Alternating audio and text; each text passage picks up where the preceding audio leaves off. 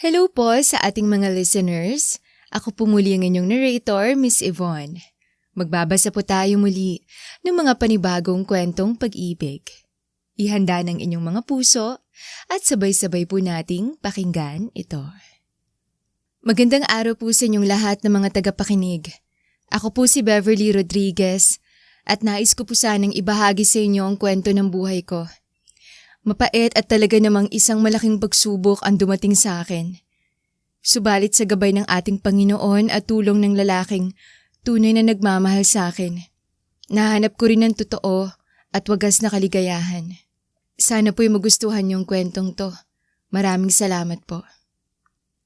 Nagulat si Joaquin nang marinig ang pinag-uusapan ng mga tauhan tungkol sa pagpapakasal ng isang babaeng malapit sa kanya. Kaya naman pagpasok nito sa opisina ay naupo ito sa swiveling chair at nagsimulang magtap ng ballpen sa lamesa habang malalim na nag-iisip. Isang matagumpay na negosyante si Joaquin San Isidro na siya ding CEO ng kumpanya at si Beverly Rodriguez na pinag-uusapan ng kanyang mga tauhan ay walang iba kundi ang kanyang personal secretary. Good morning, Sir Joaquin. Nakangiting bati ng dalaga pagpasok nito ng kwarto ng binata. Huminto si Joaquin sa pagtap ng ballpen at hinarap ang sekretarya. Totoo ba? Magpapakasal ka na, Bev? Yes, sir. Nakangiti pa ring sagot ng dalaga. Halos 6 na taon na siyang sekretarya ng boss kaya palagay ng loob nila sa isa't isa. Si Joaquin ang tanging tumatawag dito ng Bev bilang short name ng dalaga. Very intimate lang siya, sir, kaya hindi na ako nag-invite pa. Dagdag pa ni Beverly. Bakit naman? You mean to say pati ako hindi invited? How about your family? Wala bang pupunta? Usisa ng binata. Magvi-video call na lang family ko. Busy rin kasi sila, sir. And we're planning ng husband-to-be ko na kami ang pupunta sa Europe. But of course, sir, invited ka. Text ko na lang po sa inyong address since wala kaming provided na actual invitation. What? Seriously? Ano klaseng wedding yan? Bakas ang pagtutol sa mukha ng binata. Like I mentioned, sir, kami-kami lang. Intimate wedding. Sumabat muli si Joaquin. Intimate wedding? Without proper preparation? Beverly, seriously, are you okay with that? It's your special day as a bride. Sir, please. Napag-usapan na namin yan ng boyfriend ko. And we both agree at final decision na po yun. I respect your opinion, sir, but that's how it is. Final na ang kasal namin. And it's up to you kung pupunta ka pa rin without an invitation na gusto mo. Bakas ang pagkainis sa paliwanag na yun ni Beverly kaya napabuntong hininga na lang ang binata. Fine, I'll be there. Just send me the address. Thank you, sir. Pilit nang umiti ang dalaga bago bumalik sa lamesa nito. Mabilis na lumipas sa mga araw at dumating na rin ang kasal nila Beverly at nobyo nitong si William. Halos mahigit sa 10 tao lamang ang bisita. Naroon ang judge na magkakasal sa kanila kasamang assistant nito. Ang ina ni William na si Winona kasamang asawang baldado. Naka-wheelchair ito at hindi nakakapagsalita dulot ng stroke. Dumalo rin ang 2 kumare ni Winona bilang mga ninang at witness. Sa side naman ni Beverly ay tanging ang 4 na kaibigang malapit sa kanyang naroon. Sila Mika, Eunice, Carla at ang best friend niyang si Jessica. Maya-maya pa bago magsimula ang kasal ay dumating na rin si Joaquin. Muli na namang napataas ang kilay ng binata nang makitang venue. Subalit pinilit niyang hindi na mag-react upang hindi masira ang mood ni Beverly. Lumapit ang binata sa ikakasal. Nakipagkamay muna ito kay William. Finally, we meet. Ako si Joaquin, boss ni Beverly. Nabanggit ka na nga sa akin ng girlfriend ko. Tinanggap nito ang pakikipagkamay ni Joaquin at inakbayan si Beverly upang ipakitang proud na proud ito. Beverly, congrats. Bati ng binata at iniabot pa ang dala nitong bouquet bago nakipagbeso-beso. Thank you, Sir Joaquin. I'm glad nakarating kayo. Of course. You're one of my best employees and my favorite. Remember? Ngumiti muli si Beverly. Hindi lubos maisip ni Joaquin na pumayag si Beverly sa ganoong kasimpleng kasal. Maging ang damit ng dalaga ay wala ring masyadong effort na isang plain at puting dress. At kung hindi pa niya ito binigyan ng bouquet, ay isang cheap na flower ang hawak nito. Halos 6 na taon na buhat ng i-hire ni Joaquin si Beverly bilang staff hanggang sa maging personal secretary. Napahanga siya sa credentials nito. Bagamat fresh graduate noon ang dalaga, ay marami itong naging award at mga seminar na inatenan. Siya rin mismo ang nag-interview para sa final phase bago ito matanggap. Sa tagal ng panahon ng pagtatrabaho nito sa kumpanya, ay alam na rin ng binata ang family background nito. At yun nga ay mga nag-migrate na sa Europe. Makailang ulit niya ring tinanong ang dalaga kung bakit hindi ito sumama gayong magandang magiging future nito doon. Sir naman, gusto mo na ba akong palitan? Pabirong tanong ni Beverly kaya natawa rin si Joaquin. Never na pumasok sa isip ko yun, Bev. Actually, nag-aalala na ako kapag iniwan mo ko. Sir kung mag-joke ka dyan parang wala kang fiancé Baka ibang isipin ng mga makarinig. Natawa lalo si Joaquin. I'm sure walang maglalakas ng loob na pagchismisan tayo dito. Mabuti kung ganun, sir. Alam mo naman, I love my job. Yes, of course, I know. And thank you so much for that. Animoy lumilipad ang utak ni Joaquin sa malayo. Halos hindi narinig ng binata ang mga sinabi ng judge at ang tanging nag-sink in na lang sa kanya ay ang pagpapahayag ng judge na kasal na ang dalawa na sinundan ng palakpakan. Kanya-kanyang bati ang maliit na grupo ng bisita. Saglit na nagkuhaan ng litrato bago nagkainan at tulad ng sabi ni Beverly ay nag-video call ang buong pamilya niya. Ikinonek sa 32 inches na TV ang cellphone upang makausap ang mga ito via Zoom. Makikitang masaya si Beverly sa kabila ng simpleng kasal nito. Ilang buwan lamang ang lumipas ay unti-unting bumukol ang tiyan ni Beverly. Kaya naman nakumpirma ng mga katrabaho nito ang kanilang mga hinala. Na ang dahilan kung bakit ito bigla ang nagpakasal ay posibleng ito'y nagdadalang tao. Wala namang pakialam si Beverly sa mga ito at patuloy lamang sa pagtatrabaho. At tulad ng nakagawian, ay papasok ito sa kwarto ni Joaquin upang ibigay ang schedule nito tuwing umaga. Good morning, Sir Joaquin. Here's your schedule for today. Saad nito bitbit ang tablet. Bahagyang natahimik ang binata bago pinansin na rin ang pagbabago sa katawan ng sekretarya. How are you? Ilang months na ang baby mo? Is it safe na magtrabaho ka while pregnant? Natawa si Beverly bago sumagot. Sir, talaga. 3 months pa lang tong tiyan ko. Wala namang pinagbawal ang OB ko. Pero hindi ba ang first trimester ng pagbubuntis ang delikado for woman? Lalo pang lumapad ang ngiti sa labi ng dalaga at napaupo si Celia sa harapan ng lamesa ng boss nito. Wow, sir Hindi ko akalain na alam niyo mga bagay na yan. Mukhang nagre-ready na rin kayo once na ikasal ka na, sir, sa fiancé mo. Usisa ni Beverly na casual lang dahil normal na rin sa kanila ang magbiroan ng boss paminsan-minsan. Subalit seryosong mukha ni Joaquin. Walang kasal na mangyayari, Bev. Nanlaki ang mata ng dalaga sa narinig. Ngunit ayaw niyang mag-usisa pa lalo na't personal na buhay na yon ng binata. Oh, sorry sir. Anyway, balik na ako sa work. Tumayo na rin si Beverly matapos magpaalam. Just be careful. Pag may kailangan ka, magsabi ka na lang sa akin or kay Alex. Wika naman ng binata. Yes, sir. Habang naglalakad pabalik sa cubicle si Beverly, ay hindi nito maiwasang mapaisip matapos marinig mula sa bibig ng boss niya na hindi na ito magpapakasal. Paano ba naman kasi? Si Joaquin lang naman ang lalaking matagal na niyang hinahangaan. Halos 6 na taon na rin buhat nang i-hire siya nito sa kumpanya. Na siyang naging first job niya pagka-graduate. Inalala pa niya ang final interview niya dito. Well, to be honest, gusto ko i-assign ka as my personal secretary. But since ang hiring as of now are office staffs, maybe you could fill in the job muna. And once I'm done with my project, kukunin kita as my secretary. Overqualified ka with these credentials. Are you okay with that? Nakangiting tanong ni Joaquin. Hindi maikakaila na gwapo at talaga namang ang lakas ng appeal ng binata. Subalit halos 6 na taon rin ang tanda nito sa dalaga. Thank you so much po, sir. I will do my best po. Great. Welcome to the company. Nakapagkamay ito habang hindi inaalis ang killer smile sa mukha nito. Grabe naman ang pogi ng boss ko. Excited na ako sa first job ko. Feeling ko dito ko tatagal. Saad ng dalaga sa sarili. At makalipas lamang ng ilang buwan ng pagtatrabaho ni Beverly bilang staff, ay agad itong na-promote sa pagiging personal secretary ni Joaquin.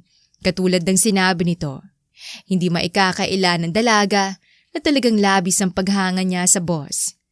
Marami siyang natutunan dito, lalo na't palagi siyang sinasama sa meeting at mga engagement related sa company. Subalit hindi rin nagtagal ay in-announce ang pagpapakasal nito kay Diana, anak na babae ng isa sa mga stockholder. Labis na nasaktan noon si Beverly. 4 na taon na siya noon sa kumpanya. Gusto na sana niyang mag-resign noon, ngunit pinigilan siya ni Joaquin.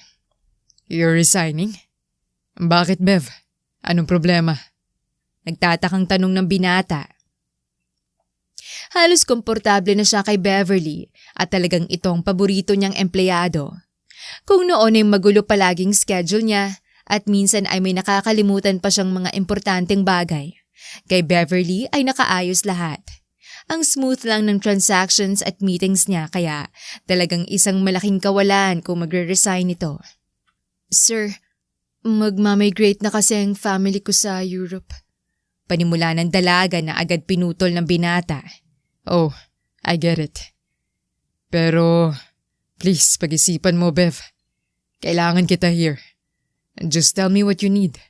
We can talk about your raise, or if masyadong maraming workload mo, we can do something about it. Actually, si Alex, my friend, magiging assistant ko na rin siya. So mababawasan na konting trabaho mo. Bakas ang pagkagulat at pagpupumilit sa mukha ni Joaquin. Hindi tuloy maisipan ni Beverly ang magpantasya na may puwang siya sa buhay ng lalaking hinahangaan. Okay po, sir. Kakausapin ko pong family ko. Mabilis na hinawakan ng binatang mga kamay ng dalaga at masayang nagsalita na parabang nabunutan ng tinik. Oh my God! Thank you, Bev! Akala ko iiwan mo na talaga ako. Masayang pahayag nito, nasuot na naman ng killer smile na siyang nagpapatibok ng puso ng dalaga. Napangiti na lamang si Beverly na tuwang-tuwa ang kalooban sapagkat ramdam niyang mahalaga ang papel na ginagampanan niya sa buhay ni Joaquin, kahit na ito'y dahil lamang sa trabaho. Subalit ang paghanga ni Beverly kay Joaquin ay bigla na lamang naglaho nang makilala nitong asawa na niya ngayong si William.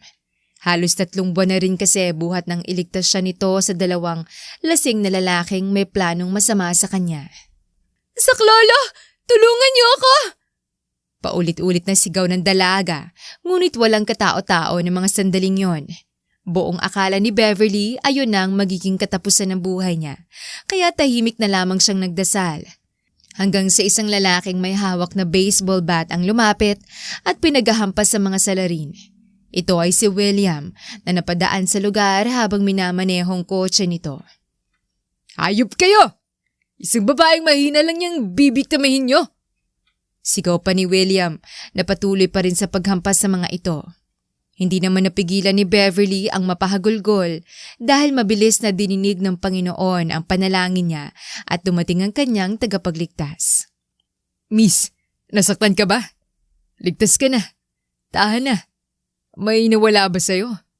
Halika sa police station para makapag-blotter tayo.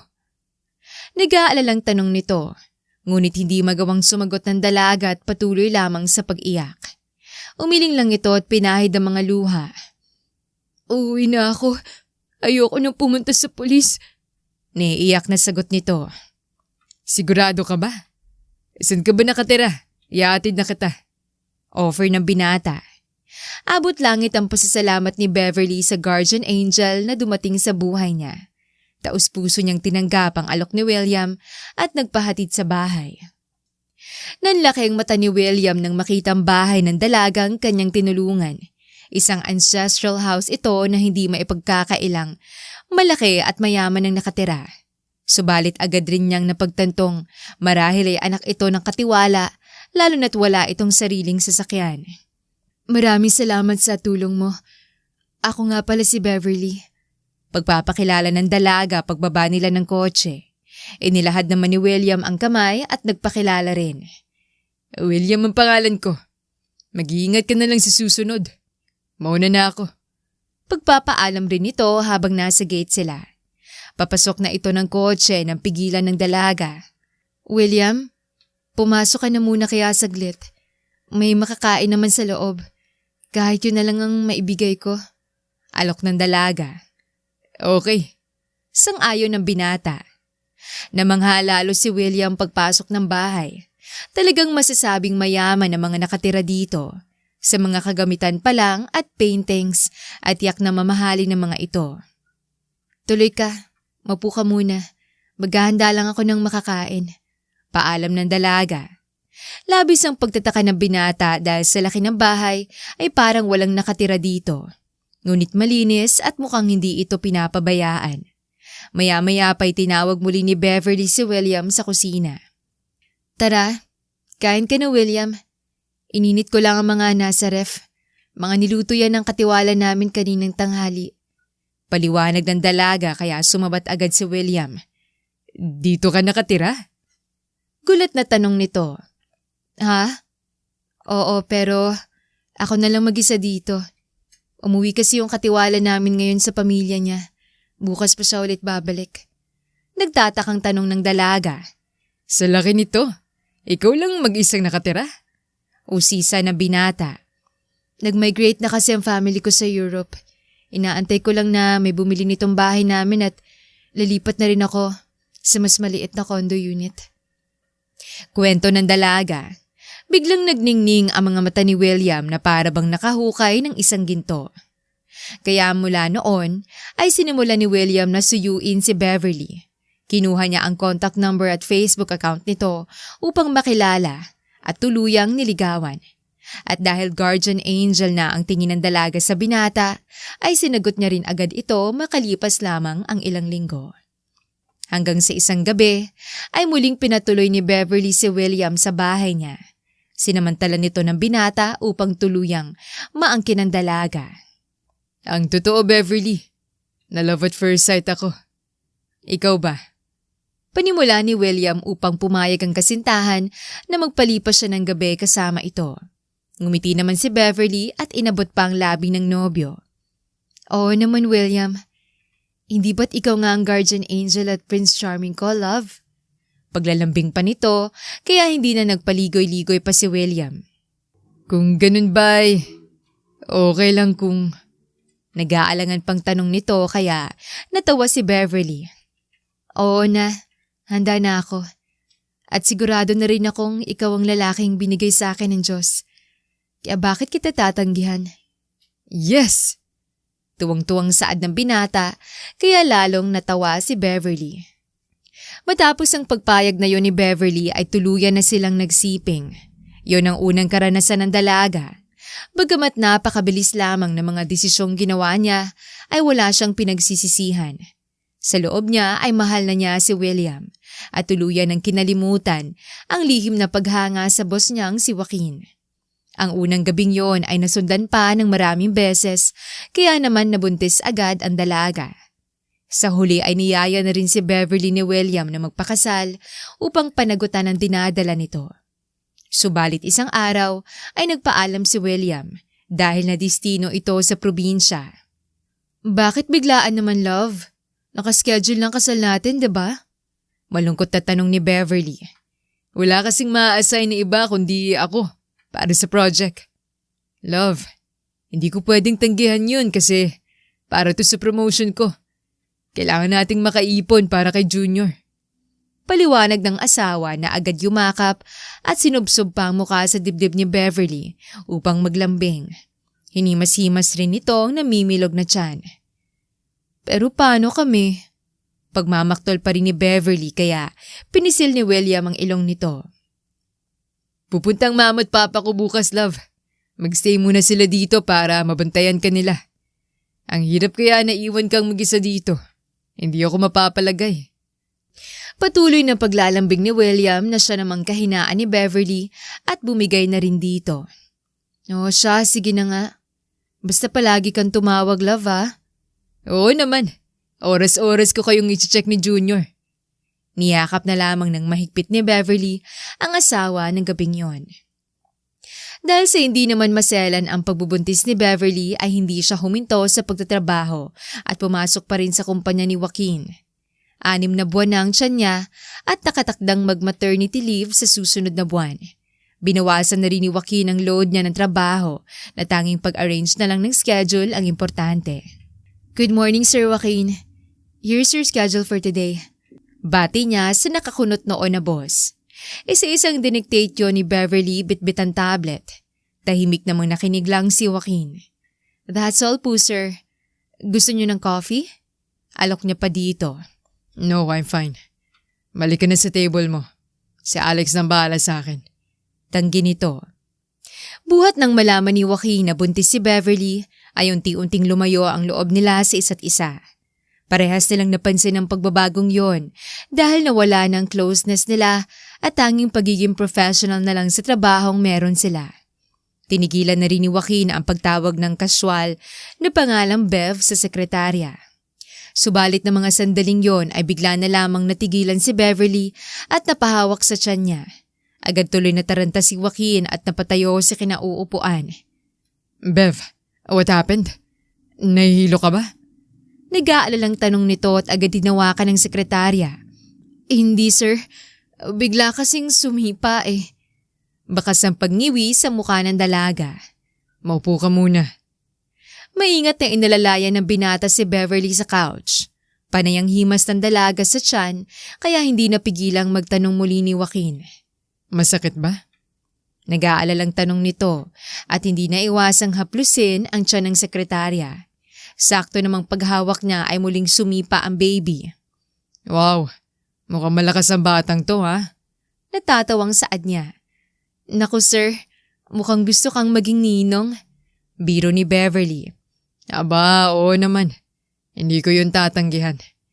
Hello baby, ako si Ninong Pogi. Huwag mong pahirapan ng mami mo ha. Lumabas ka kaagad. Animoy nagbibilin pa ang binata habang kausap ang tiyan ng sekretarya.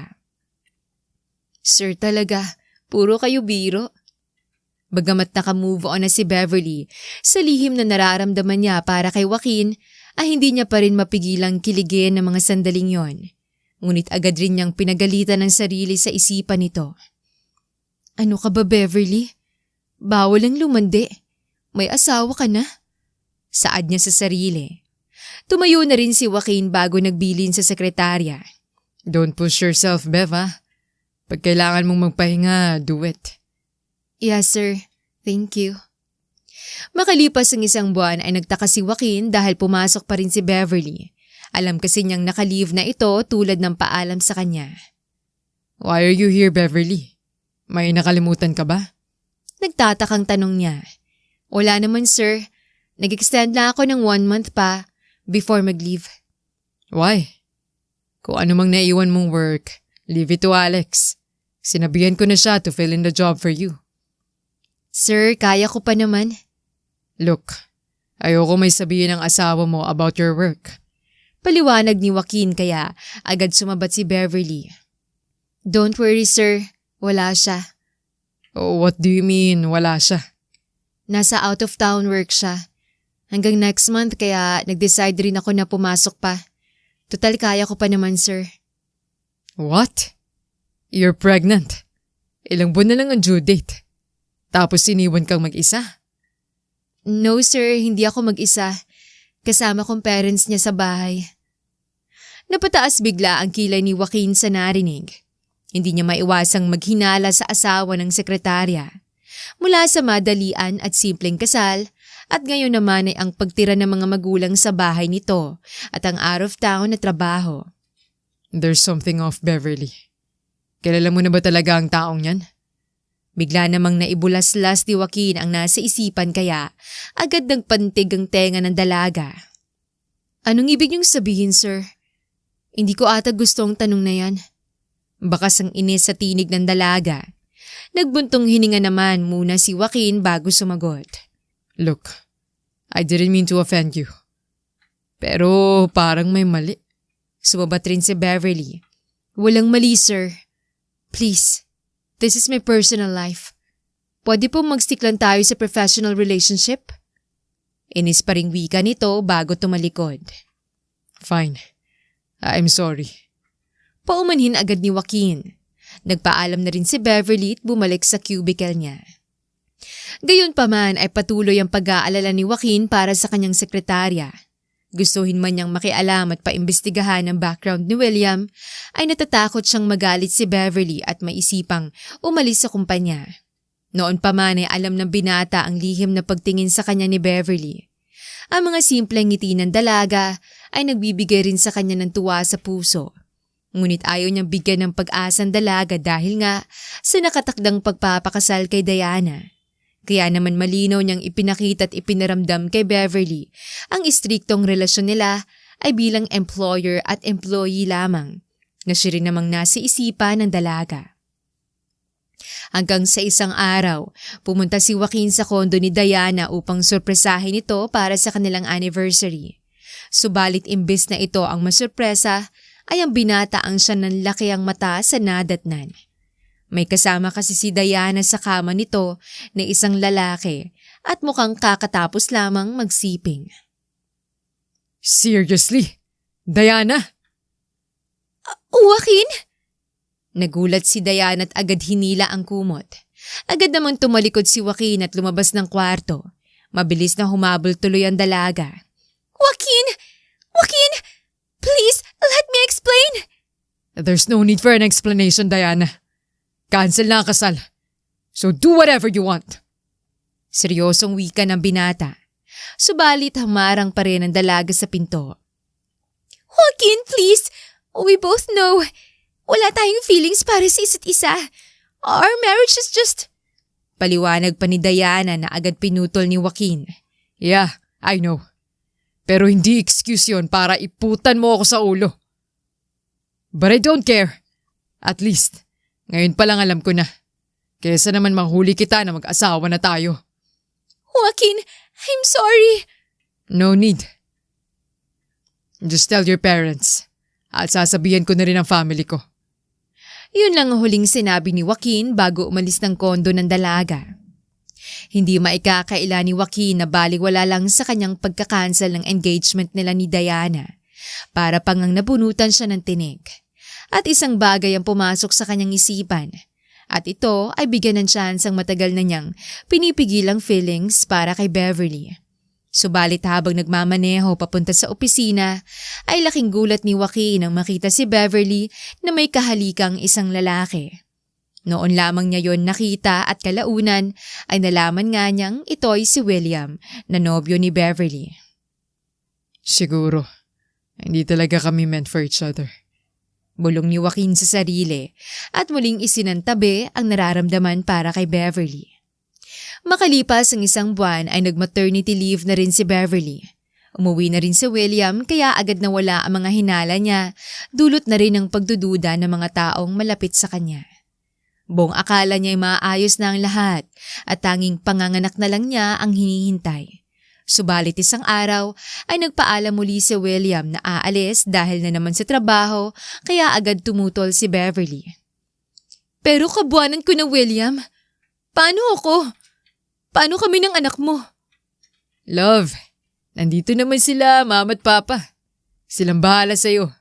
Tsaka babalik agad ako. Kailangan lang talaga to.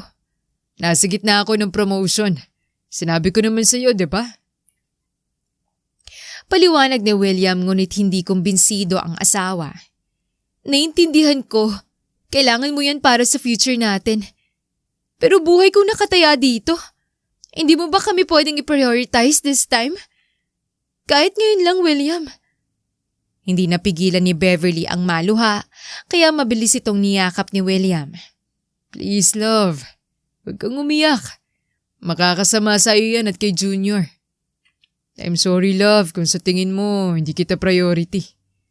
Pero I swear, walang ibang laman ng isip ko kundi ikaw at ang baby natin kapag nasa trabaho ako. Walang araw na hindi ako nag-aalala sa'yo. Kahit na malayo ako, ikaw ang nasa isip ko. So please, huwag mo namang isiping hindi kita priority. Pinaghahandaan ko lang ang future natin. Ang mga plano natin. Pati ang pagpunta natin sa Europe next year. Kailangan ko to, love. Para matupad ang mga pinangako ko sa'yo. So please, just trust me. Pagsusumamo ni William na agad ring nagpalambot sa puso ni Beverly. Muli itong naniwala sa mga matatamis na salita ng asawa at sumang-ayon na lamang. Mabilis na lumipas pa ang mga araw at habang nakahiga sa kama ay hindi mapakali si Beverly. Kakatapos lang nilang mag-usap ng asawa sa cellphone at nangako itong babalik na rin sa loob ng 2 araw. Subalit pagsapit ng madaling araw ay biglang humilab ang tiyan ni Beverly. Sa sobrang sakit nito ay nagpumilit siyang tumayo upang puntahan ang kwarto ng mga biyanan. Panay ang katok niya sa pinto ngunit walang magbukas, kaya tinawag na lang niya si Manang nakatiwala ng bahay. Ngunit maging ito ay hindi rin sumasagot. Napaupo sa sofa si Beverly at tinawagan naman si William sa cellphone. Nakailang ring na ngunit hindi ito sumasagot. "William, bakit ayaw mo sagutin? Baka manganak na ako." Chat ni Beverly sa asawa. Bahagyang huminto ang paghilab ng tiyan niya at naisipan namang tawagan ang matalik na kaibigan na si Jessica. Subalit maging ito'y hindi na rin sumasagot. Marahil ay dahil nasa gitna ng kahimbingan ng tulog ang mga ito. 2:00 pa lang kasi yon ng madaling araw. Titiisin na lamang sana ni Beverly ang sakit hanggang mag-umaga, ngunit mas lalo pa itong sumakit. "Diyos ko, tulungan niyo ako." Sa hindi naman sinasadyang pagkakataon ay nabitawan niya ang cellphone at saktong napindot ang number ng boss niyang si Joaquin. Automatic na nagdial ang cellphone at laking gulat niya na agad sumagot ang binata. "Bev, what's wrong?" Bakas ang pag-aalala sa tinig nito. Hindi napigilan ng dalagang mapaiyak at agad inabot ang cellphone sa sahig. "Sir Joaquin, please, tulungan niyo ako." Dama ang sakit sa tinig nito kaya nataranta agad ang binata. "Bakit? Anong nangyayari? Nasaan ka, Bev?" Sunod-sunod at tanong ni Joaquin. "Nandito lang ako sa bahay. Pero kasi masakit ang tiyan ko. Baka manganak na ako." Naiiyak na sagot ni Beverly. "Oh my God! Papunta na ako dyan. Wait for me, okay?" Hindi na nagawang mag-usisa ni Joaquin kung nasaan ang asawa nito. Ang tanging nasa isip niya ang mapuntahan agad si Beverly. Wala pang ilang minuto ay nasa harapan na ng bahay ni Beverly si Joaquin. Hindi na rin ito nagdalawang isip na sumampa sa gate upang makapasok sa loob. Naabutan niya si Beverly na nakaupo sa sala. Bakas ang sakit sa mukha nito. "Bev, let's go." "Thank you, Sir Joaquin." Hindi mapigilan ni Beverly ang maiyak at mabuhayan ng loob nang makita si Joaquin. Maingat na inalalayan ng binatang sekretarya na makasakay sa kotse bago mabilis na pinaandarang sasakyan patungo ng ospital. Ngunit sa kalagitnaan pa lang ng biyahe ay nakaramdam si Beverly na pumutok na ang panubigan niya. Napahawak siya sa kamay ni Joaquin ng mahigpit. "Sir?" Nag-aalalang tawag niya. "Malapit na tayo, Bev. Konting tiis na lang, please. Baby, please kumapit ka muna sa mami mo. Huwag mong i-trauma si Ninong Pogi. Hindi ko alam kung kaya kong magpaanak dito sa kotse." Bakas ang takot at pag-aalala sa tinig na yon ni Joaquin. Sa kabila naman ng sakit, ay hindi na iwasan ni Beverly ang matawa at bahagyang hinampas pa ang braso ng boss. "Ano ka ba, Joaquin? Huwag mo akong patawanin." Kaswal na wika nito. Sa awa ng Diyos ay nakaabot si Beverly at ang anak sa ospital. Agad na inasikasong mag-ina ng mga nurse at doktor. Diretso sa delivery room. "Joaquin, please, huwag mo akong iiwan. Natatakot ako." Wika ni Beverly habang nasa stretcher at nakakapit ng husto sa kamay ng binata. Sumabat naman ang nurse na nag-assist. "Allowed naman sumama sa loob ang asawa, ma'am. Bigyan ko na lang kayo ng hospital gown."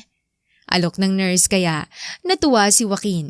Kahit na hindi pa siya ang asawa ni Beverly, ay hindi niya kayang iwan ito ng ganun lang. Magkahawa kamay sila Joaquin at Beverly na para bang sila ang mag-asawa habang umiire ito. Ayoko na, Joaquin! Ang sakit! Panayang iyak ni Beverly kaya walang tigil ang pagko-comfort ng binata. Kaya mo yan, Bev. Konting tiis na lang. Kaya mo yan. Animoy damari ni Joaquin ang paghihirap ni Beverly habang pinanonood ito. Bakas ang sakit sa pawisang noo ng sekretarya. Hanggang sa isang malakas na iyak mula sa isang sanggol ang umalingaw-ngaw sa buong kwarto. It's a girl! Masayang pahayag ng doktor. Congrats, Bev. You did it. Bulong ni Joaquin at hindi napigilang halikan ang noo ni Beverly na para bang siya talaga ang asawa nito. Napangiti lang naman si Beverly at masayang tiningnan ang sanggol matapos itabi ito sa kanya ng doktor. Ang cute niya, Joaquin. Naiiyak na saad ng bagong ina. Maya-maya pa ay kay Joaquin naman ipinakarga ang baby sa pag-aakalang itong ama. Nagulat pa siya nung una ngunit sa huli kinarga rin ito. Oh my God. She's beautiful. Just like you, Bev. Hindi makapaniwalang saad ng binata. Thank you, Joaquin. Muling naiyak si Beverly na nakalimutan ng tawaging sir ang kanyang boss dahil sa mga kaganapan. Hindi umalis si Joaquin sa ospital at magdamag na binantayan si Beverly. Tinawagan na rin niya si Jessica na agad dumating kinabukasan. Muling nagsermon ang kaibigan. Ito na nga bang sinasabi ko, Beverly? Asa ng lalaking yun? Galit na bungad ni Jessica. Tatawagan ko siya ulit para umuwi na. Malungkot na sagot ni Beverly. Agad namang namagitan si Joaquin. Please, Jessica. Tinawagan kita para may makasama si Beverly and not to stress her. Ang mahalaga for now is they are both safe. Ikaw ang bahalang kumonta kay William. And again, please, wag mo munang stressin si Beverly about it. Yun ang bilin ng doktor. Wika ni Joaquin kaya tumahimik na lamang si Jessica. Nagpaalam na rin agad ang binata matapos yon. Pinuri naman ni Jessica si Joaquin. Mabuti na lang talaga't sumagot agad sa tawag mong boss natin. I'm sorry kung hindi kita natulungan, Bes. Nagulat rin nga ako't dumating siya. Ang totoo, takot na takot ako. Buti na lang hindi niya ako iniwan. Muling naiyak si Beverly kaya nagyakapan ang magkaibigan. Makalipas ang ilang oras ay dumating na rin si William na alalang-alala. Love, I'm sorry, love. I'm sorry. Bungad agad nito. Bakit ngayon ka lang? Kagabi pa kita tinatawagan? Inis na tanong ni Beverly. Love, hindi ba't kakatapos lang natin mag-usap nun?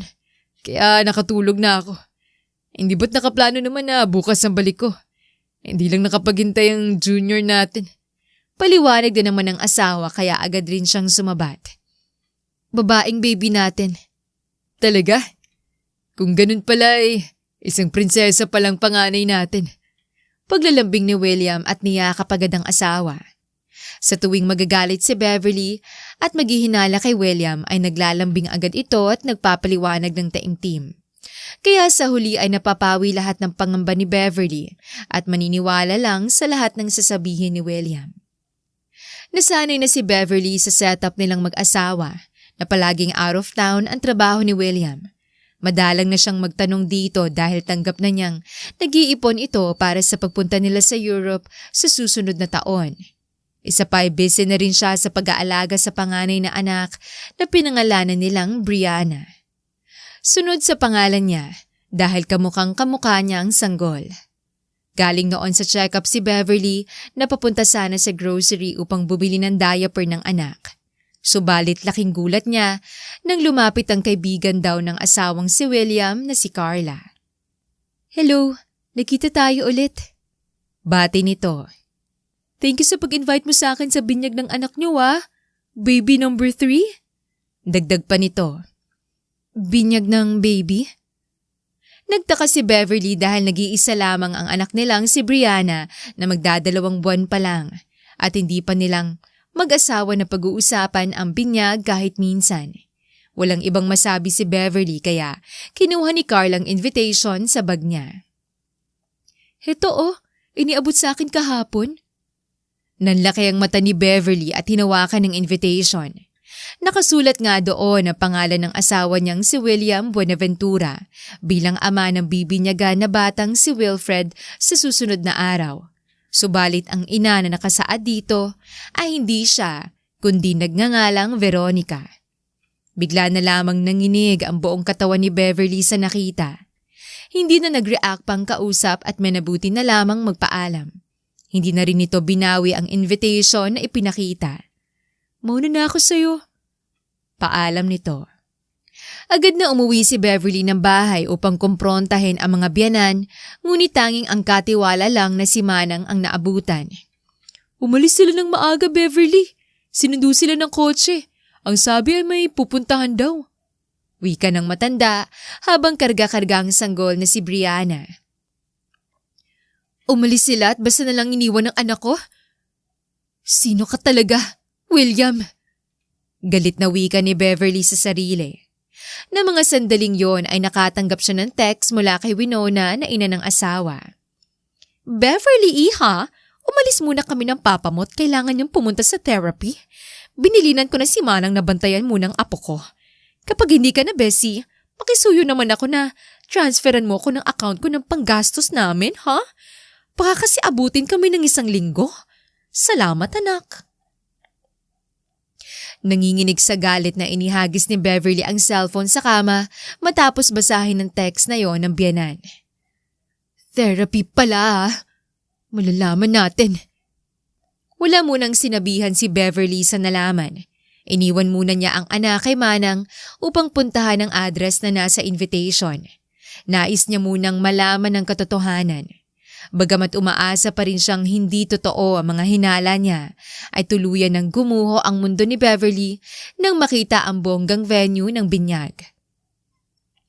Paulit-ulit ring nagfa-flash sa screen ang video kung saan makikita ang masayang pamilya ni William.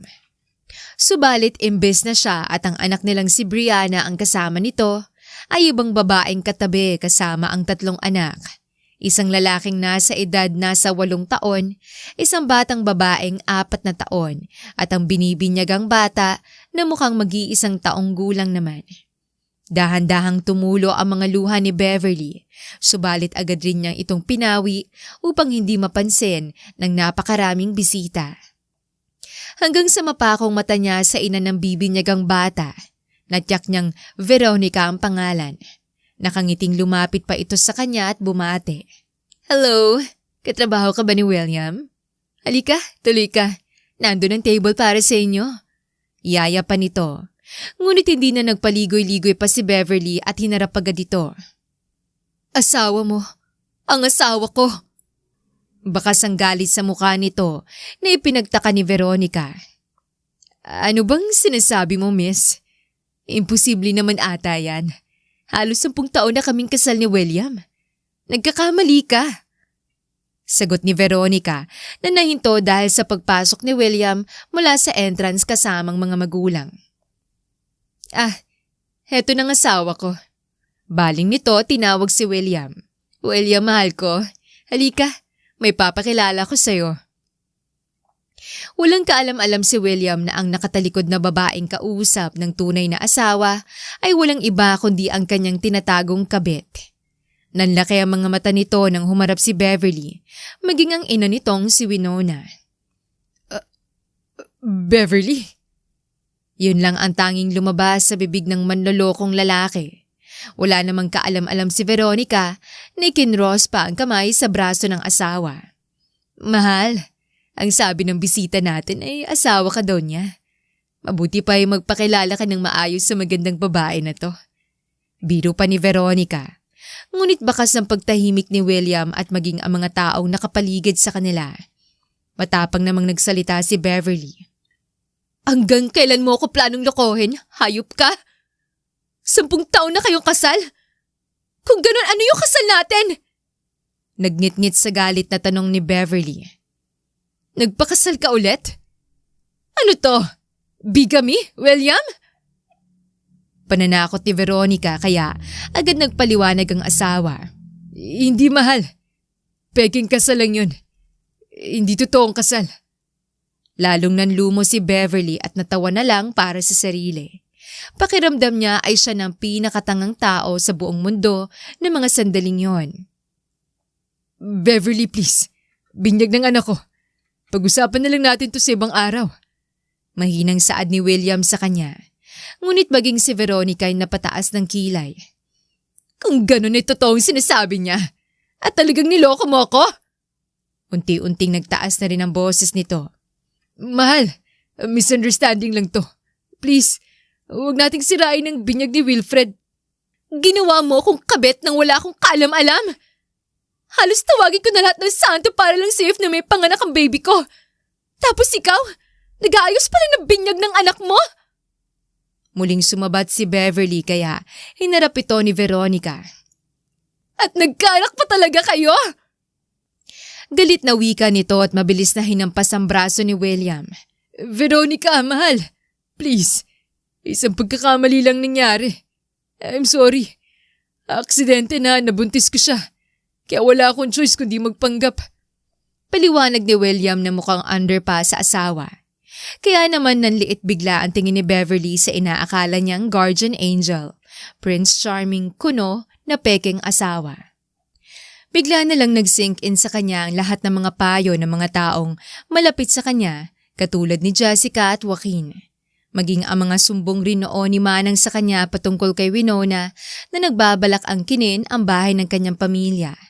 Narinig daw ni Manning ang pag-uusap ng mag-ina na i-transfer na sa pangalan ni William ang property para mapatira na rin nila ang ibang kapatid at kamag-anak sa bahay.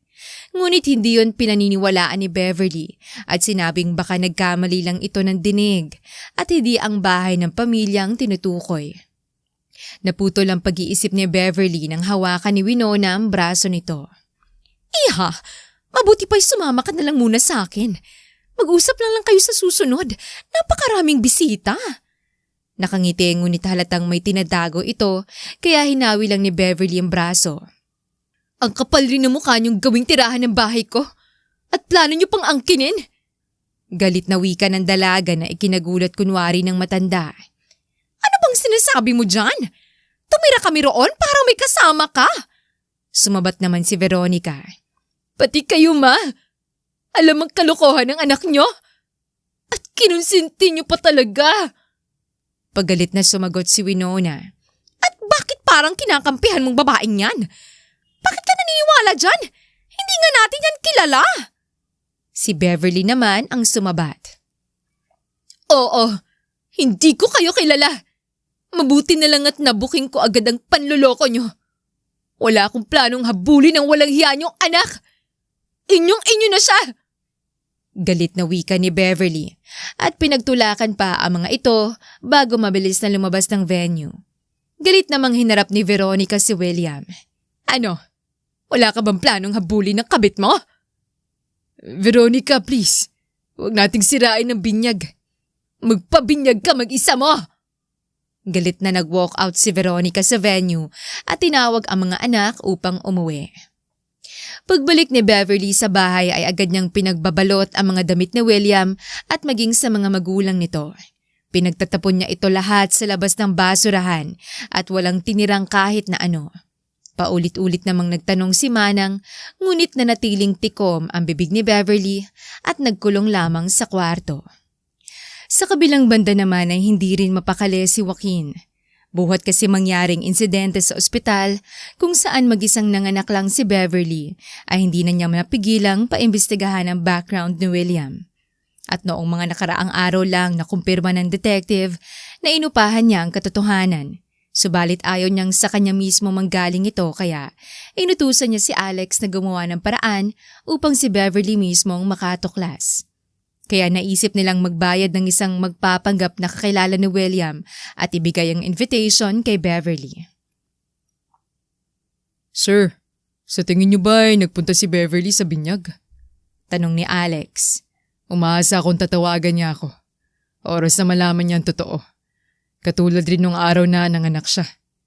Napakademonyo ng taong yun. Pinagsamantalahan niya ang pagiging inosente ni Beverly. Titiyakin ko magbabayad ang hayop na yun. Galit na saad ni Joaquin. Pero paano po kung bulag pa rin sa pag-ibig si Beverly? At paniwalaan pa rin ang manlolokong yun. Natahimik si Joaquin sa tanong na yon ng assistant. Malalaman natin sa mga susunod na araw. Yun na lang ang tanging nasabi ni Joaquin. Halos 3 araw nang lumipas subalit wala pa ring tawag na natanggap si Joaquin mula kay Beverly. Makailang ulit na sinabi ni Alex na posibleng pinatawad lang siguro nitong manloloko kaya kalimutan na lamang ito. Subalit hindi sumuko si Joaquin at natagpuan ng sarili sa harapan ng bahay ni Beverly. Nakailang pindot siya ng doorbell bago buksan ni Manang ang gate. Good afternoon po. Naandyan ba si Beverly? Ako si Joaquin, dating niyang boss. Naku sir, butit may dumalaw na rin sa kanya. Magtatatlong araw nang nagkukulong sa kwartong batang yun, buhat nang umuwi. Saad ng matanda. Ano? Agad nang nag-alala ang binata at nag-insist na pumunta sa kwarto ni Beverly. Sinamahan naman siya ni Manang. At laking gulat nila pagbukas ng pinto ay nakitang nakatulala si Beverly sa kawalan habang panaiiyak ng baby. Beverly! Mabilis na lumapit si Joaquin at hinaplos sa mukha nito. Diyos ko po! Basang-basa ng diaper na bata! Tsaka mukhang gutom na to! Wika ni Manang at inasikaso agad ang sanggol. Hindi rin matiis ni Joaquin ang pag-iyak ng baby kaya nilapitan muna niya ito. Mabuti po ay magtimpla na lang muna kayo ng gatas. Ako na po maglilinis dito. Saad ni Joaquin at kinarga ang bata upang palitan ng diaper. Sinundan lang naman ang tingin ni Beverly ang mga kilos ni Joaquin hanggang sa bumalik si Manang bitbit ang bote ng gatas. Padidehin mo muna at mukhang gutom na. Kawawa naman. Kinuha yun ni Joaquin at dahan-dahang inilagay sa bibig ng bata habang kalong ito. Ano bang nangyayari sa'yo, Beverly? Mabuti pa'y tawagan ko ng mga magulang mo. Tanong ni Manang, ngunit sumabat si Joaquin. Bev, nandito lang ako. Sabihin mo lang sa akin kung kailangan mo ng tulong. Seryosong wika ni Joaquin. Unti-unti namang tumulo ang luha ni Beverly, kaya lumapit si Joaquin at niyakap ito gamit ang kabilang kamay niya. Hawak pa rin kasi niya ang baby. Joaquin, tulungan mo ako. Gusto kong magpahayad ang lalaking yun. Ginawa niya sa akin. Umiiyak na sumbong ni Beverly sa binata. Ipaubayan mo na sa akin ang lahat, Bev. Akong bahala sa hayop na yun. Sa tono ni Joaquin ay ramdam ni Beverly na may alam ito ngunit hindi na siya nagtanong pa at tahimik na umiyak lamang sa dibdib nito. Nalaman ng buong pamilya ni Beverly ang kasuklam-suklam na nangyari dito. Lahat sila ay nagnanais na umuwi sa Pilipinas upang pagbayarin si William sa panlolokong ginawa niya. Ngunit namagitan si Joaquin at nangakong gagawin ng lahat upang ipaghiganti si Beverly. Inayos rin niya ang lahat ng papeles upang makalipad ang mag-ina patungong Europe. Sir Joaquin? Bakit naman sinusir mo pa ako? Hindi na kita empleyado. Let's be casual na lang, Bev. Saad ng binata. Pilit namang ngumiti ang dalaga bago nagsalita. Joaquin, ito ba talaga ang dapat kong gawin? Hindi ba parang tinatakbuhan kong hayop na yun? Tanong ni Beverly. Hinaplos naman ni Joaquin ang mukha nito bago sumagot. This is the right thing to do, Bev. Kailangan mo to para makamove on. I'm sure magiging malaking tulong ang family mo for your recovery. You have to be okay, Bev. Kukunin pa kita ulit bilang sekretary ko. Nahihirapan si Alex mag-isa. Naawa na nga ako sa kanya. Pagbibiro ni Joaquin kaya napangiti na rin si Beverly. Pagbalik mo, nakakulong na ang tarantadong yun. I promise. Napayakap na lang si Beverly kay Joaquin. Salamat sa lahat, Joaquin. Hindi ko alam ang gagawin ko kung wala ka. I'll see you again next year. Paalam ni Joaquin bago tuluyang pumasok ang mag-ina sa boarding gate. Mabilis na lumipas ang 1 taon. Tuluyang nasira ang pangalan ni William dahil sa kahihiyan. Tinanggal siya sa trabaho at paulit-ulit na nireject ng ibang kumpanya. Tiniyak ni Joaquin na walang tatanggap dito sa kahit anong posisyon. Nakipaghiwalay na rin si Veronica at bumalik sa mga magulang nito kahit na paulit-ulit na sinuyo ni William at ni Winona, ngunit hindi na ito pinatawad pa. hanggang sa naisipang kuhain ng mag-ina ang mga anak kay Veronica. Kaya naman nagsampa ang pamilya ni Veronica ng kidnapping at dahil sa wala ng pera si William ay nauwi ito sa kulungan.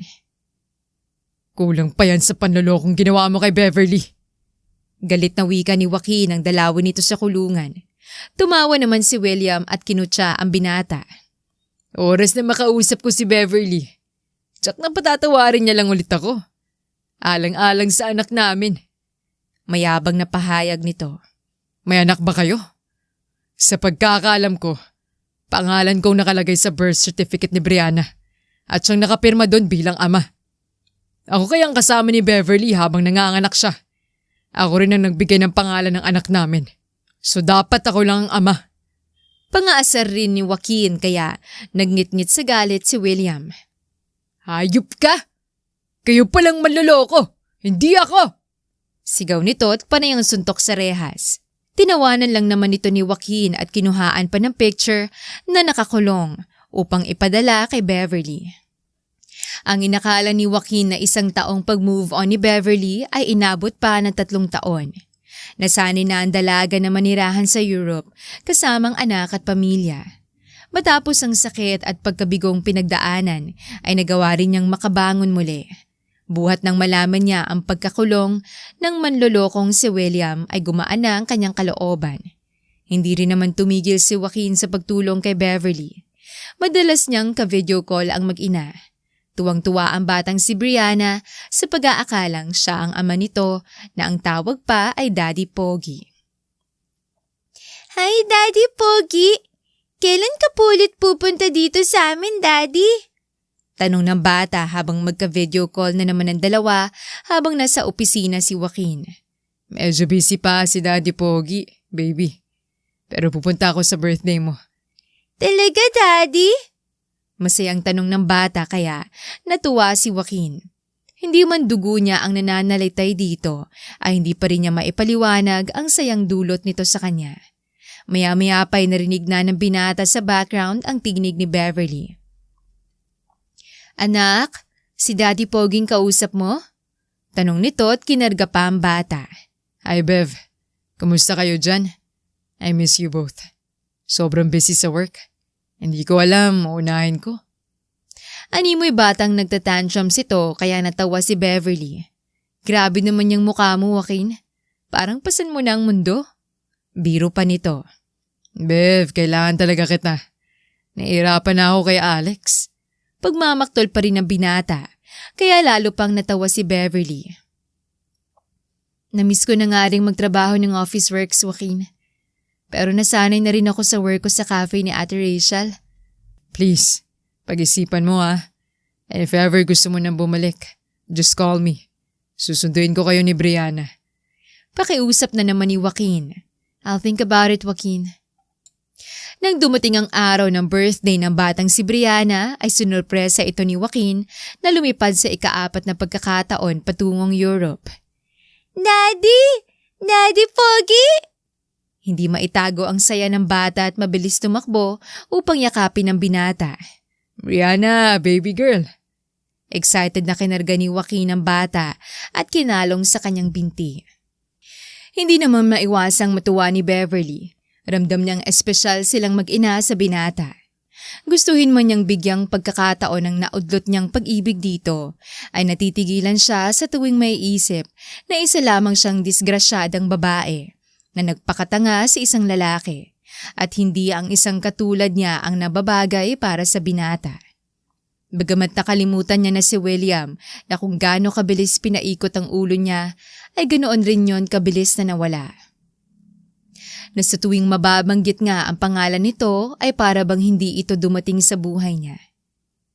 Bev, how are you? Aside sa pag-attend ng birthday ni Brianna, nandito na naman ako para kulitin ka. Biro ni Joaquin at nakipagbeso-beso sa binata. Ikaw talaga, Joaquin. Halika na't kumain. I'm sure may jetlag ka pa. I'm fine, Bev. Just a little tired. Saad ng binata. Inasikaso naman ito ni Beverly. Kitang-kita ang saya sa mukha nila Joaquin at Beverly kasamang batang si Brianna na para bang sila'y tunay na pamilya. Ang mga nakamasid sa kanila ay hindi mapigilang mapakomment na bagay ang mga ito. Matapos ang party ay nagpaalam na rin si Joaquin na babalik na sa kanyang hotel kung saan ito naka-check-in. Subalit hindi napigilan ni Beverly na tawagan rin ito kinagabihan dahil sa tingin niya ang masamay pakiramdam nito. Bakas kasi napilit ang mga ngiti ng binata. Yes, Bev. May problema ba? Nag-aalala agad na tanong ng binata bago bumahing at umubo. Parang hindi ako may problema, Joaquin. Bakit hindi mo sinabi sa akin na not feeling well ka? Sana dito ka na nagstay sa bahay. Pag-aalala rin ni Beverly.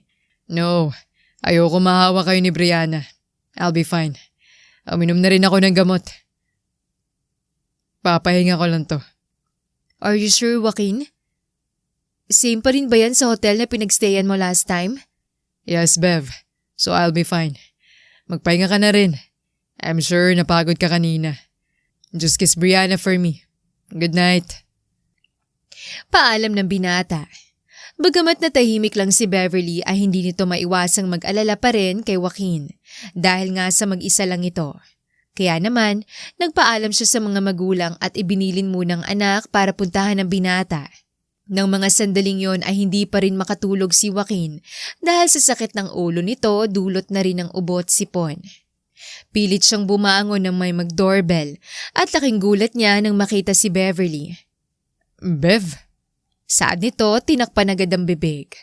Bakit nagpunta ka? Sabi ko naman sa'yo, baka mahawa ka. Kaya nga ako nakamask. Halika na sa loob, may dala akong mainit na sabaw. Binantayan at inalagaan ni Beverly si Joaquin magdamag. At nang magising ang binata ng madaling araw, ay laking gulat niya nang maramdaman ang mainit na pagkakayakap sa kanya ni Beverly. Madiin niyang hinalikan ang ulo nito at niyakap rin. I love you, Bev. Kailan mo ba ako papapasukin sa puso mo? Bulong pa nito bago muling nakatulog. Kinaumagahan ay si Beverly naman ang nagulat nang makaramdam ng bigat sa dibdib niya. Mahigpit kasing nakayakap ang buong katawan ni Joaquin sa kanya habang nasa dibdib niyang ulunan nito. Na mga sandaling yon ay si Beverly naman ang siyang humaplo sa buhok ni Joaquin. Hindi akong babaeng nararapat para sa iyo, Joaquin. Hindi to tama. Anong gagawin ko? Ayokong samantalahin ang kabaitan mo. Maging si Beverly ay madiin ring hinalikan ng buhok ni Joaquin. At hindi naman inaasahang sa pagkakataong yon ay nagising ang binata at kinagulat ni Beverly at lumayo. Anong reaksyon yan, Bev? Natatawang biro pa ng binata. Bakit sa ulo ko lang ang kiss? Dito pa sa lips ko. Dagdag pa nito kaya agad na umiwas ang dalaga. Sira, bumangon ka na. Para makapagluto na ako ng almusal. Patayo na si Beverly nang yakapin siya ni Joaquin mula sa likuran. Sandali. Dito ka lang, Bev. Sabi mo, babantayan mo ako. Paglalambing muli nito. I miss you so much, Bev. Kailan mo ako papapasukin sa puso mo? Seryosong tanong nito. Joaquin, alam mong nararamdaman ko para sa'yo. Pero hindi tama yun. Mabilis na sumabat ang binata at inalis ang pagkakayakap sa dalaga. Why, Bev? Anong mali sa akin? There's nothing wrong with you, Joaquin. Hindi ikaw ang problema kundi ako. Then tell me the problem. Alam mo na handa kitang tulungan kahit ano pa yan. Isn't it obvious, Joaquin? Dalagang ina ako. Disgrasyada. Enough! Muling sabat ni Joaquin at napahawak sa ulo niya. Parehas silang natahimik hanggang sa magpaalam si Beverly na ipaghahain siya ng almusal. Hindi ako susuko, Beverly. Enough with those petty excuses. Alam mo na wala akong pakialam dun. And besides, Brianna is my daughter. Oo, hindi akong kasama mo nung nabuo siya. Pero ako naman ang nasa tabi mo nung naghihirap kang ilabas siya. Nakalimutan mo na ba? Hindi malaman ni Beverly kung matatawa sa biro ng binata, kaya napabuntong hininga na lang bago magsalita. Stop joking, Joaquin. Seryoso ako. Well, I'm serious too, Bev. Habang buhay ako mag-aantay na tanggapin mo ko. Hindi napigilan ni Beverly ang maluha at niyakap ang binata. Ang tigas ng ulo mo. Saad nito kaya napangiti na lang siya. Lumipas pa ang isang taon ay pumayag na rin si Beverly na bumalik sa Pilipinas upang bumalik sa pagtatrabaho sa kumpanya ni Joaquin. Hindi halos mapakali ang binata sa excitement habang nag-aantay sa airport. Hindi na kasi nagpasundo pa si Beverly sa Europe at sinabing antayin na lamang silang mag-ina ni Joaquin. Daddy! Tawag muli ng bata ng matanawang binata. Animoy tunay na amang tumakbo pa si Joaquin upang salubungin ng mag-ina. Agad niyang niyakap si Beverly at kinarga si Brianna. Finally, you're here, Bev. Masayang saad ng binata. Ang kulit mo kasi, kaya napilitan na ako. Biro naman ang dalaga kaya natawa si Joaquin. You don't know how happy I am na nandito na kayong dalawa. Seryosong sagot ng binata at hindi napigilang halikan ng noon ni Beverly ng madiin. Dinala ni Joaquin ang mag-ina sa condo unit na binili niya matapos mabentang ancestral house ng dalaga. Gusto niyang walang kahit na anong alaalang maiwan si William sa buhay ni Beverly para maayos itong makabalik sa tulad ng dati. Habang nasa sala ay biglang dumating si Jessica upang i-welcome rin ang matalik na kaibigan. Beverly! Bes, oh my God! You're finally here sa Pinas! I miss you so much! Tuwang-tuwa ang bati nito at agad yumakap sa kaibigan. Grabe ah! Parang hindi tayo nagve-video call. Natatawang wika ni Beverly. Ay nako, basta na-miss kita. And remember, hindi ka nakapunta ng kasal ko. Kaya make sure na ako pa rin ang matron of honor mo ah. Kailan ba kayo magpapakasal na dalawa? Walang prenong tanong ni Jessica sa dalawa. Nagkagulatan tuloy sila Joaquin at Beverly na hindi malaman ang isasagot. Natawa tuloy bigla si Jessica bago nagsalita. Wow! Don't tell me na until now, hindi pa rin kayo umaamin sa isa't isa? My God! Parang kayo na lang atang hindi nakakaalam na iniisip naming lahat na magkarelasyon na kayo. Talaga ba? Nagtatakang tanong ni Beverly kaya natawa na rin si Joaquin. Well, maraming beses naman ako nagparamdam kaso hindi ako sineseryoso na kaibigan mo. Sagot ni Joaquin kaya napatingin si Beverly sa binata. Hindi na ba talaga magbabagong isip mo, Joaquin? Talaga bang gusto mo ako? Kahit na may anak na ako? Isang disgrasyada na makakasira sa pangalan mo. Hindi ko.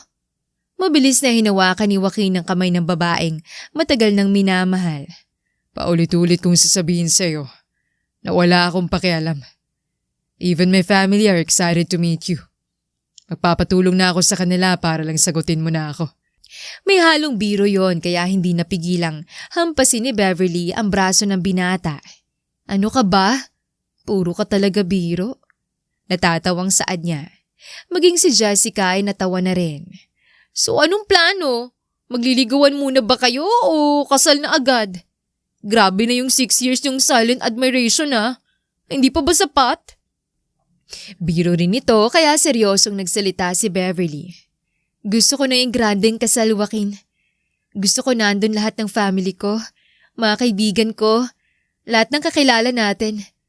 Gusto ko ng magandang wedding gown, madaming roses, at malaking simbahan ng paglalakaran ko. Of course, Bev. I will give you everything you deserve. All of it.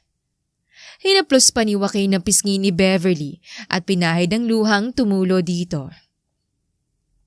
Maniniwala ulit ako, Joaquin. Natapat kang lalaki at hindi mo ako kailanman lolokohin. Hindi ba? Naluluhang tanong ni Beverly. Never. Interesado na ako sa'yo ever since we first met. Kung hindi lang sa arranged marriage ko, liligawan talaga kita nun. But that's all in the past now. Magsimula ulit tayo. Tayong dalawa, kasama si Brianna. Pagkatapos ng kasal natin ay ipapaayos ko agad ang birth certificate niya para maging legal ang pagiging ama ko. Maging si Jessica ay naluha sa tuwa para sa kaibigan dahil sa wakas ay nahanap na rin ito ang tunay at karapat-dapat na lalaking mamahalin siya ng lubusan. Oh my God! Masaya akong first witness sa pagmamahalan niyo. You may kiss the bride. Biro naman ito. Sira? Natatawang wika ni Beverly. Subalit seryosong hinawakan ni Joaquin ang kamay nito bago nagsalita. I love you, Bev. Thank you for choosing me. Mahal rin kita, Joaquin. Maraming salamat sa lahat. At makalipas nga lamang ang ilang buwan ay tuluyan ng nagpakasal sa simbahan sila Joaquin at Beverly, katulad ng hiling nito. Isang napakagandang wedding gown na ipinatahi pa ng binata sa isa sa sikat na designer. Maging ang mga stylist ay professional rin. Puno ng mababangong bulaklak ang simbahan at reception na venue. At isa sa pinakamalaking simbahan ang pagdadausahan ng kanilang kasal. Naroon ang buong pamilya ni Beverly at Joaquin, maging ang mga kamag-anak, kaibigan, katrabaho at lahat ng nakakakilala sa kanila. Tinupad ni Joaquin ang lahat ng kahilingan ng kanyang mapapangasawa. Hanggang sa pumasok na ang batang si Brianna bilang flower girl na may bitbitang wedding signs na, "Here comes the bride." Daddy! Nakangiting tawag ni Brianna nang makarating ito sa harapan ng altar. That's great, baby. Ang ganda mo. Just like your mom. Saad ng binata, tinalikan ng pisngi ng bata bago ito pinatabi sa lola at tiyahin. Hindi mapigilan ni Joaquin na lalo pang mabighani sa babaeng kanyang pinakamamahal. Matapos yon ay si Beverly na ang siyang pumasok mula sa pinto. Abot langit ang ngiti ni Joaquin na labis ang paghanga sa mapapangasawa. Para kasi itong Diyos ang bumaba sa langit. Dahan-dahang naglakad ang bride bitbit ang napakagandang bouquet. Inihatid siya ng mga magulang hanggang sa makarating sa harapan ng altar upang ibigay ang kamay kay Joaquin. Thank you po. Nagmano't nagpasalamat naman si Beverly sa mga biyanan sa taus-puso nilang pagtanggap sa kanya. Napakaganda mo, Bev. At napakagwapo mo naman, hon. Matamis na nagbulungan pa ang dalawa. Isang taimtim at talaga namang punong-puno ng pagmamahalan ang kasal nila Joaquin at Beverly. Malayong malayo sa peking kasal ng dalaga. 7 taon ang nakakalipas sa manlolokong si William. Namuhay ang mag-asawa na may pananalig sa Diyos, masaya at tapat sa bawat isa. Magkatulong rin nilang pinalago pa ang negosyo at maging ang paglaki ng kanilang pamilya matapos mabiyayaan pa ng 3 anak. Sadyang ang buhay ay mapaglaro. Kung minsan ang akala nating perpekto ay nagbabalot pala ng kasinungalingan. Nasa sobrang buti nito ay hindi na pala ito kapanipaniwala. Subalit tayo ay nagiging bulag sa katotohanan. Kaya naman matuto tayong maging mapanuri at tanggapin ang opinyon ng iba na makabubuti para sa atin. Sana'y nagustuhan niyo ang kwento kong ito. Muli, maraming salamat sa pakikinig.